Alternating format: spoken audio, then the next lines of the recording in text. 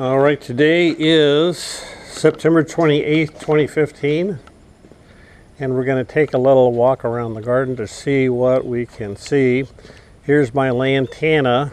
These were all plants that I planted. They are doing very well.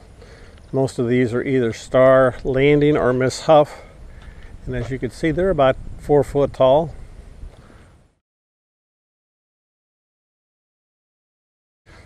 I'll probably plant these again here next year.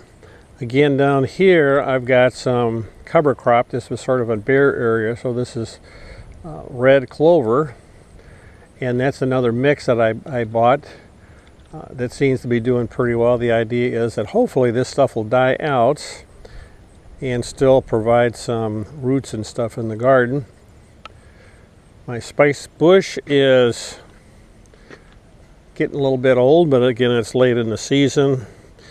If you look down here, here's my experiment with milkweed that was dying out, and so I repotted it, and I've already given away 2 plants that are well. This is my 3rd one. This is a swamp or a water milkweed. Let's see, what do they call it? Aquatic milkweed.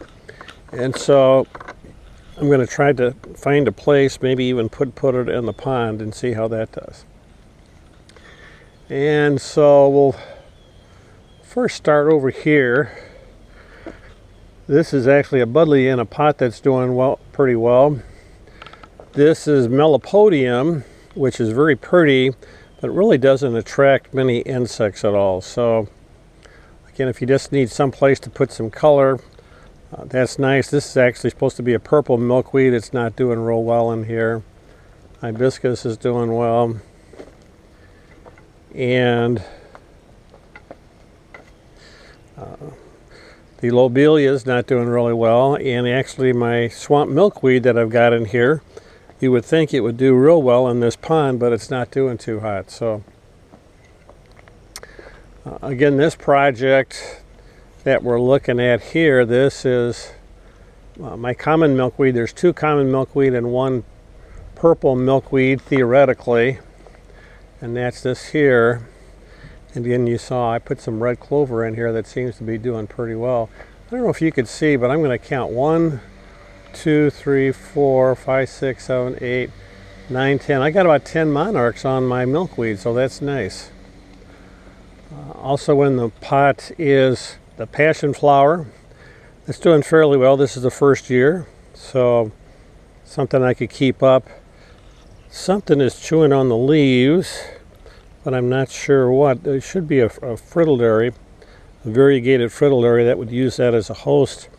The milkweed in a pot, this is about 50 plants, and I've got 1, 2, 3, 4, 5, got maybe 20 blooms. So I'd probably reduce the number on this, but it's still doing very well. Here's another version of that, which I planted later. Again, this over here is the pawpaw tree that is just barely hanging on. The pipe vine's doing pretty well. Again, this is another purple milkweed. And then this little butterfly bush, I probably won't plant it again. It's not doing that well this year. Not many blossoms. As we go over here, if you look at the real tall plant, this is called willow leaf sunflower. And it's, when I measured it last, it was 10.5 feet tall. So it actually may be 12 feet tall now. But I've actually had to put a couple supports over there for it. This is actually my chocolate Joe Pye weed. It's supposed to get like 6 feet tall, but it never did get very tall. Again, this is a rudbeckia I planted that has gone to seed. Not doing too badly. This is a Silene Fire Pink. It's actually blooming for a 2nd time, which is nice. This sedum is called Mr. Goodbud. Again, it's a pretty sedum, but it didn't attract many insects. So, and again, here's another Gaillardia. It's called Mesa Bicolor. At one time it was very pretty, but it just did not last during the summer. You think it would last. Here's the Zizia I planted for black swallowtails. It's doing really well here. I have yet to see a black swallowtail on it. Here's a type of goldenrod that, what is it called? Golden fleece. That's this one here, and it's pretty small, and it didn't get that many butterflies on it. Again, some of these plants are, what do they call it? Agastache. These are different types of agastache. Here's one, and it had some insects on it, but they are not that pretty, although it's still blooming, so maybe if we had enough space it might stay. Whether or not it's going to last is questionable. My tuberosa milkweed is doing real well here. I'm going to get a lot of good seeds out of that. And this little globe amaranth is doing pretty well, but it's actually pretty shallow.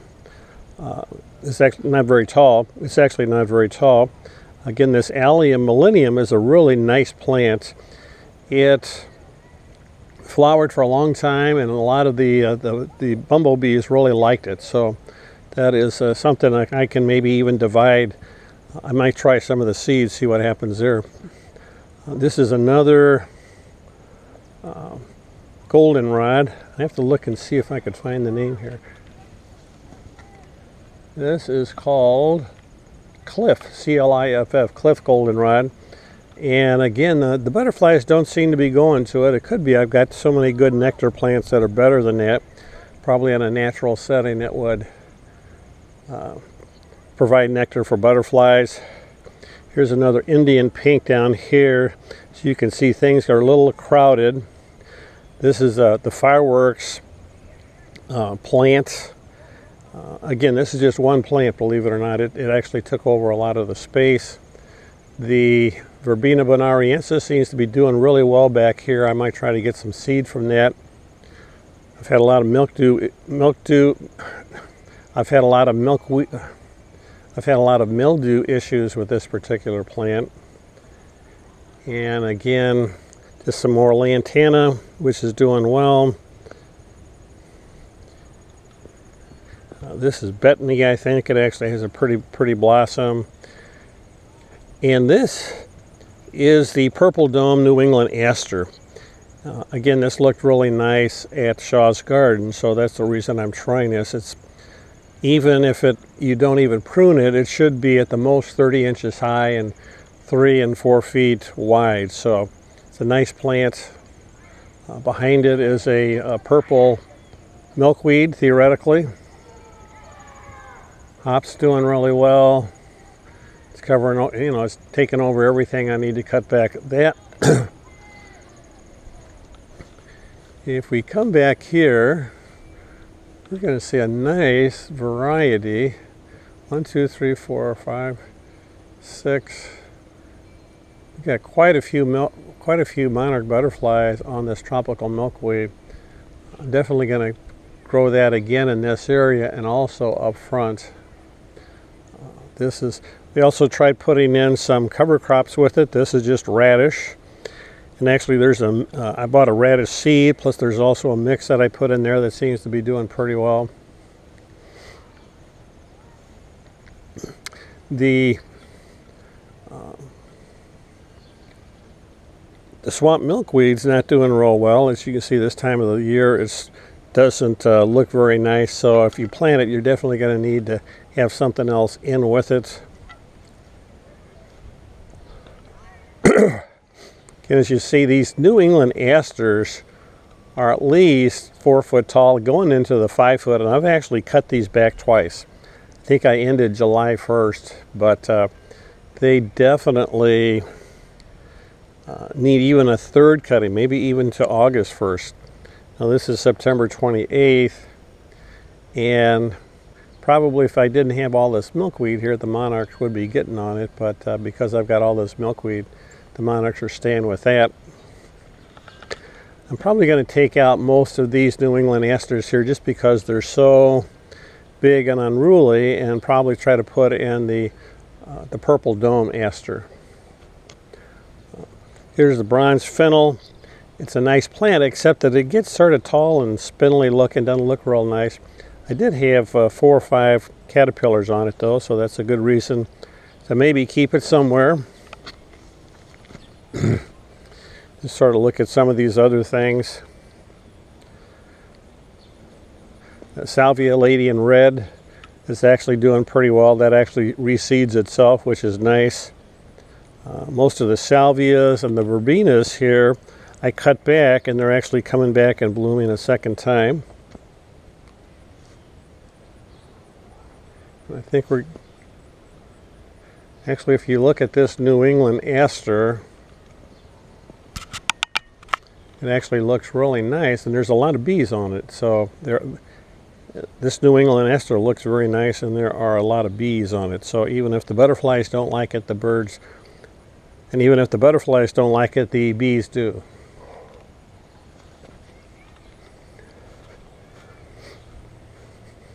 Here's a Gaillardia in the back that's still blooming. That seems to be doing pretty well, so I need to keep those seeds.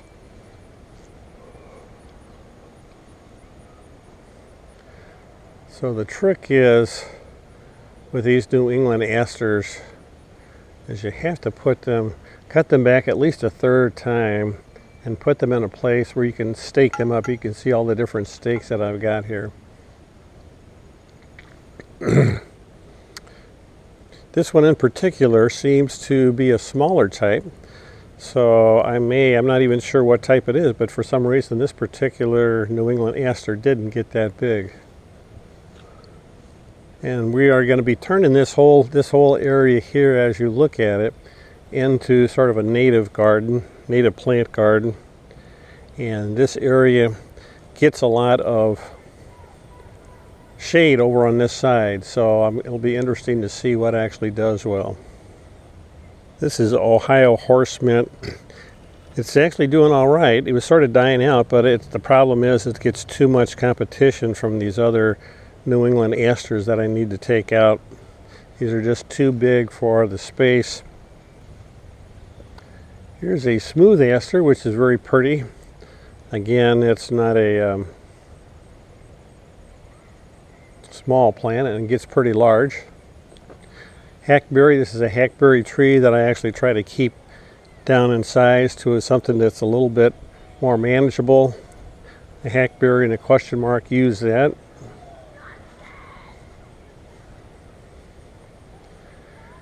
Here's my hop tree that I cut down that's coming back, so I'm glad to see that. It got some sort of disease and actually sort of died out at some point.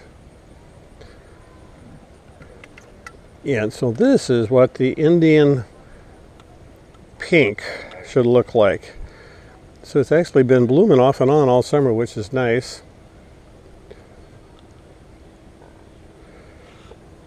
There's an Achillea, I think it's called yarrow here.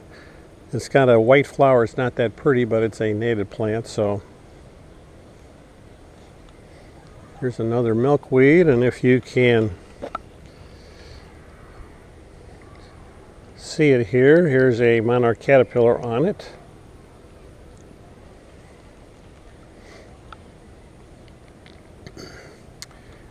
And again, some mint, Slender Mountain mint, which is nice. Rue, which is nice. Again, that's a black swallowtail, and also a host for the giant swallowtail. So we're going to look around the side here. I tried to grow willow in here, but a lot of it has died. I've only got this one over there that's growing. This lantana is doing really well. It's a nice color. This sort of looks like Star Landing here. Again, a Buddleia doesn't get too big. It might be the same one I have in a pot, but it's actually doing pretty well here. Black and blue salvia. Again, it's looking a little bedraggled now, but the hummingbirds like it and the bees like it, so I keep it in this area. And here's another spice bush. It doesn't seem to do too well in this location. Maybe it gets too hot. And here's another Buddleia, which I like, but it's a pain having to deadhead it all the time. So you can see all the spent blossoms I need to deadhead. There's a lot of work out there to try. And then back here, what I did is I had all of this was Shasta Daisy, Becky. And so after it finished blossoming, I actually cut it down to the ground so that now all these plants in the back, which are milkweed, tropical milkweed, and also the Shasta daisy, or not, so that now what I've got in the back are actually this tropical milkweed and also some lantana. Some of this lantana actually came back from plants last year. It's the only ones I had that survived, and it's probably because it's up against a house. Again, another New England aster, which is just a bit big and gangly looking.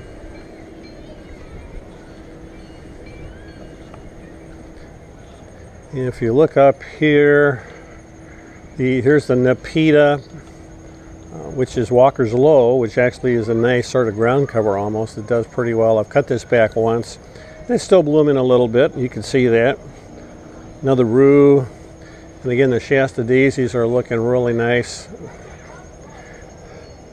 Again, the lantana's looking very nice. Both Star Landing and Miss Huff and this little yellow lantana, they're both looking very well.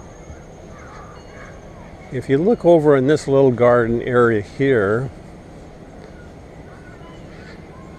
there's not a whole lot going on because it's in shade, you know, a good 80% of the day. It doesn't get a whole lot of shade, but it does all right. You can see the swamp milkweed has lost most of its leaves.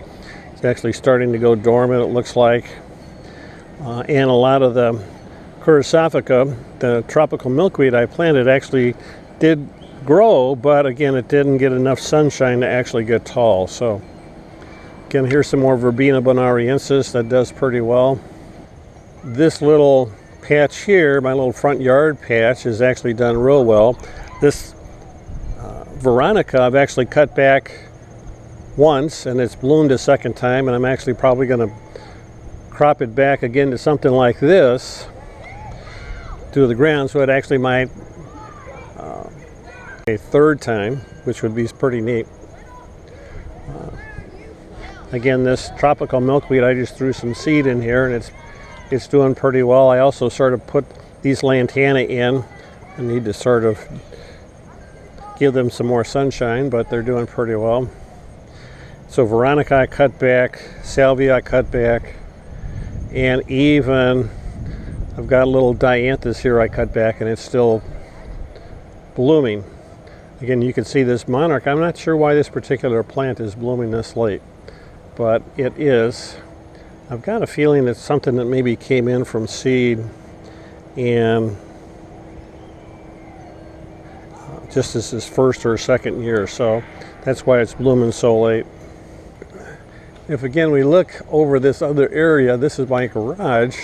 You get a lot of New England aster, which is just way too large for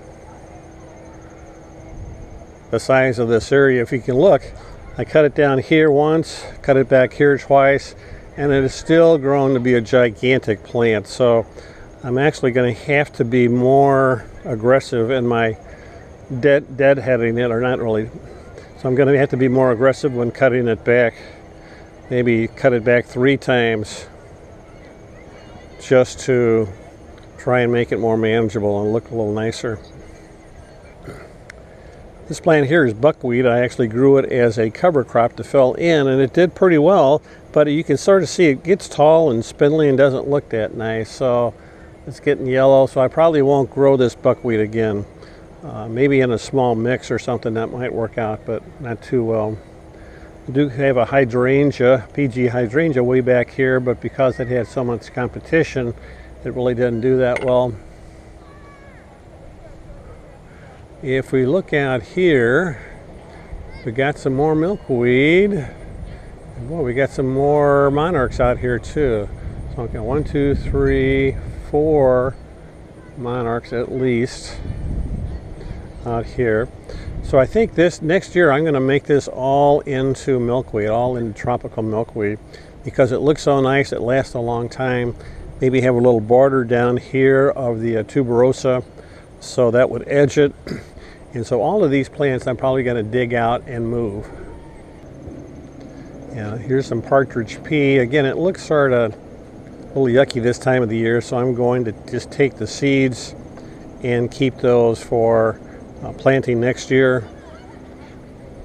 Actually, this New England aster I may keep in here because it does so well. I cut it back, it doesn't get too large, and it does pretty well. There's a couple more monarchs. We may even have 15 or 20 monarchs today, so it looks like we've got a nice bunch of monarchs, and they are almost all on this tropical milkweed. So the moral is, if you're in one of the northern states, definitely try tropical milkweed. It's called Asclepias courassavica. It is really attracts the monarch butterflies. And they don't stick around, they don't change their patterns. They'll probably be gone this afternoon. And this other area over by the garage, again, it's got way too many plants in it, but we'll try to remedy that next year, try to take out some of these things and make it a little bit more manageable. The spider flower is doing pretty well. It's a little big. What I like is I've got a plant here. This is part of echinacea that's still blooming, so I really like that, and I want to save the seeds. Try to keep these blooming as long as possible.